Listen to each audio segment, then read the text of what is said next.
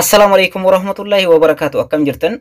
Egaa appicha asirratti argamtan kana qabadhee isin dhufee jira. Appiin kun kan isin fayyaduuf viidiyoo ta'uu danda'a, muuziqaa barbaaddan jechaadha. YouTube irratti ta'uu danda'a, Facebook irratti bakka barbaaddan irratti viidiyoo bantanii rafuudhaaf isin qarqara. Fakkeenyaaf sa'aatiin hirribaa keessa hin gahee boqochuu barbaaddan sa'aatii meeqa keessatti haga sa'aatii meeqa akka turu barbaaddan muuziqaan yookaan viidiyoon sun kan turu barbaaddan achiin booda immoo bilbilli keessan ofumaa akka of cufuuf godhuudhaaf appii isin qarqarudha. Appii kana bakki itti argattan Play Store irra seentan ergasii bakka search barii kanarratti sleep timer jettanii barreessitan.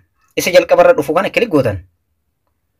Egaa baay'eetu isinii dhufa isaan keessaa isa asirratti sleep timer isa jedhu kana kilik gootan.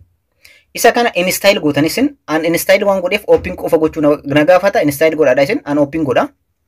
Itti fayyadama isaa sirriitti na hordofaadha. Akkuma amma sirriitti argartan jechaadha dhaggeeffattoota kan koo jalqabarratti yoo seentan haala kanaan isin dhufa. Asirratti tuqaa saddeettura isa kilik gootan. Ergasii setting kan jedhu kilik gootan.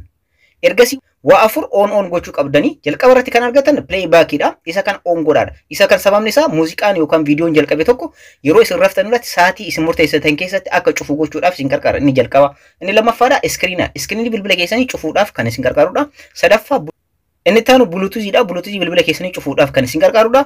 Inni afraffaadha wifi dha. Wifi bilbila keessanii cufuudhaaf kan isin qarqarudha. Isaan kanneen on gochuu dagatinaadha. Ergasiif duubatti deebitanii asitti daqiiqaa filattu. Daqiiqaa sa'aatii tokkorraa kaasee hamma daqiiqaa tokkootti ni jira. Kanaafiyyuu kana ni filattu. Sa'aatii amma fakkeenyaaf daqiiqaa 30 irratti haa godhu. Ergasii 30 erga gootanii booda asirratti mallattoon paawusii jirti. Ishee kana argartanii paawusii ishee kana erga akkas gootanii booda bilbilli kun daqiiqaa 30 keessatti ofumaa of cufa jechaadha.